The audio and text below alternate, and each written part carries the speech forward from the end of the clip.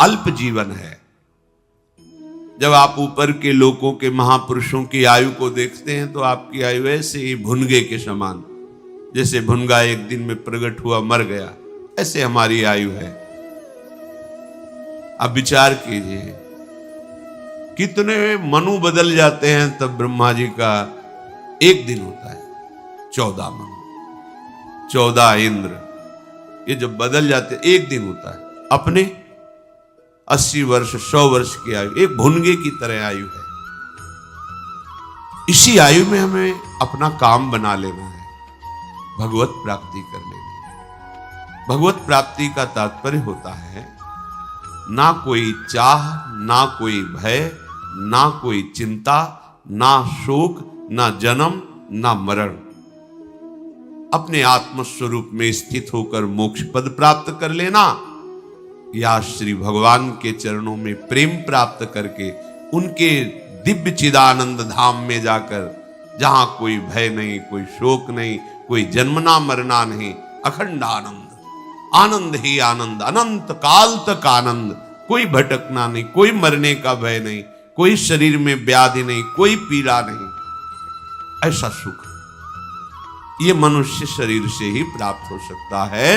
और वो केवल भजन करने वाले का भजन सफल तभी होता है जब वो पापाचरण ना करे, जब वो किसी को दुख ना दे। ये दो बातें पक्की होनी चाहिए, तभी आपका भजन पक्का होगा। आपको जो भजन में आनंद नहीं मिलता, वो आपके पूर्व पापाचरण आपके हृदय को जलाते हैं, भजन में अरुचि पैदा करते हैं। नहीं। और जिस दिन नाम जप आप नियम पूर्वक करेंगे, हठ पूर्वक करेंगे, तो ये पाप भस्म होने लगते हैं। पर नवीन पाप ना हो तो, अगर नवीन पाप किए तो पूर्व पाप और नवीन पाप मिलकर के आपको महान दुख देंगे। आप चाहे जहां भाग के जाओ, यदि पापाचरण करोगे तो कर्म तुम्हें बख्शने वाला नहीं।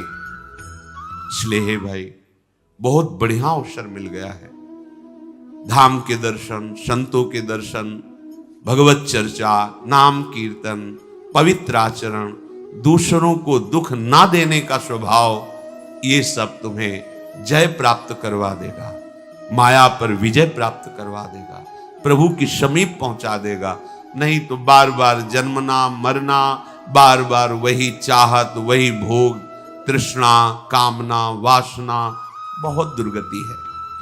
आपको समझ में नहीं आ रहा, बुद्धि मलिन होने के कारण ऐसा लग रहा है जैसे हम किसी विशेष प्रवाह में बहते चले जा रहे हैं, कहीं किनारा ही नहीं दिखाई दे रहा है, कहीं कोई ठहरने का, विश्राम का स्थान ही नहीं। भागते रहो, भागते रहो। जब से सृष्टि हुई आज तक भाग रहे, जब से सृष्टि हुई आज तक भोग रहे, कहीं विश्राम नहीं, कहीं तृप्ति नहीं, कहीं शांति नहीं। कुछ तो विचार करो कि कोई एक ऐसा मार्ग हो जहां विश्राम हो, जहां परम शांति हो, जहां से हमें विचलित ना होना पड़े। वो है श्री भगवान। श्री भगवान का नाम मान लीजिए। आप मान करके चलोगे तो ये बात आप खुद जान जाएंगे। कई बार हमने अपने हृदय की बात आपसे कही कि हम किसी पक्षपात में नहीं बोल रहे कि हम भगवान के भक्त हैं, साधु हैं, तो हम बड़ाई भगवान की कर रहे हैं। सच्ची बात आपसे कहते हैं। हृदय को देखा है, कैसे अशांत हृदय, कैसे मलिन हृदय से कैसे पवित्र होता है, कैसे पवित्र हृदय में प्रभु की कृपा जागृत होती है, वो कृपा कैसे आनंद प्रदान करती है, ये सब देखा है। इसीलिए आपसे बार बार प्रार्थना कर रहे हैं कि अक्षय प्रभु का नाम है। एक बार आपने राधा बोला, ये जमा हो गया। चाहे जितना भयंकर पाप हो जाए, ये इस नाम को नष्ट नहीं कर सकता। ये नाम आपका जमा हो गया, अनंत काल तक ये आपको सुख प्रदान करने के लिए अविनाशी नाम, इस पर किसी का शासन नहीं है। नाम पर किसी का शासन, नाम का शासन नामी के ऊपर है। नाम स्वामी है, नामी सेवक है। कुछ इसमें पैसा नहीं लगाना है, कुछ इसमें पवित्रता की बात नहीं। इसमें आप कौन हैं, कहां हैं, कैसे हैं, कितना पढ़े लिखे हैं कि नहीं, इसकी कोई बात नहीं। आप जो भी हैं हमारे प्रभु के बच्चे हैं, आप अगर नाम पुकार रहे हैं तो ये अक्षय हुआ, वो सेकेंड अक्षय हो गया, वो मिनट अक्षय हो गया, वो दिन अक्षय हो गया, वो महीना, वो साल, वो जीवन अक्षय हो गया जिसमें हमने नाम जप किया। ये अविनाशी सुख, ये अविनाशी आनंद प्राप्त होगा। अभी आप तो विनाशी सुख, विनाशी आनंद जो है नहीं, केवल भास रहा है, उसके लिए पीछे मारे घूम रहे।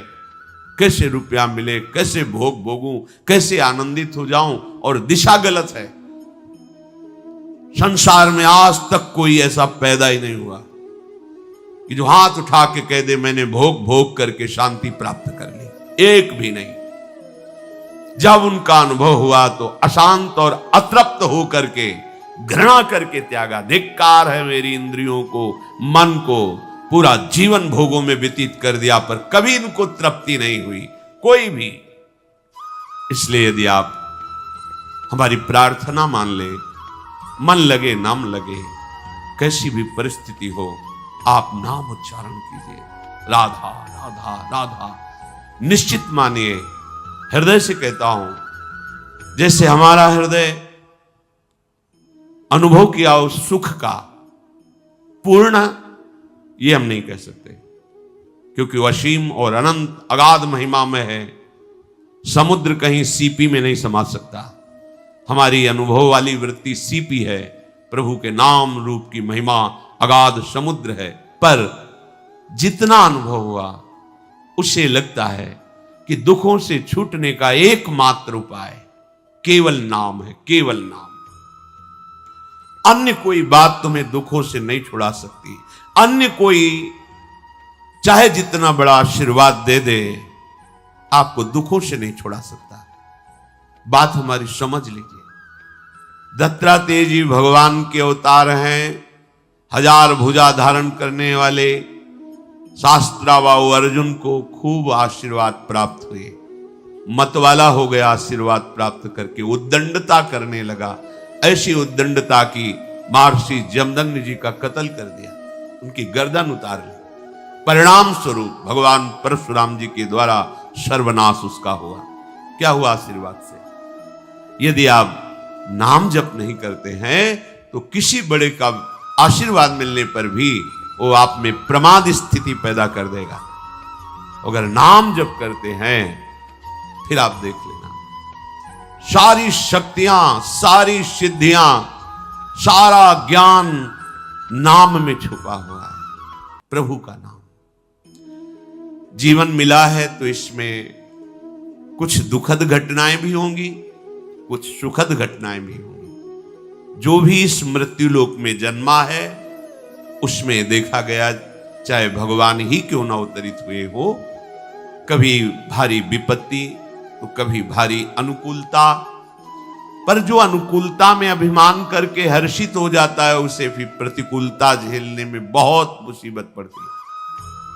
इसलिए अनुकूलता आने पर हर्षित मत हो और विपत्ति आने पर शोकित मत हो। धैर्य धारण करो, विपत्ति टल जाएगी। उसमें इतना कमजोर मत बन जाओ कि अब क्या करूं, अब तो कोई उपाय नहीं, ऐसा लगता है शरीर नष्ट कर दूं। ये कोई उपाय नहीं हुआ। फिर नया शरीर मिलेगा, भूत प्रेतों का मिलेगा, नीच योनियों का मिलेगा, फिर क्या करोगे? अभी तो मनुष्य शरीर है, अभी तो आप साधना के द्वारा, भजन के द्वारा हर विधान को काट सकते हो, नया भाग्य रच सकते हो, हर विपत्ति को नष्ट कर सकते हो। भजन में बड़ी सामर्थ्य।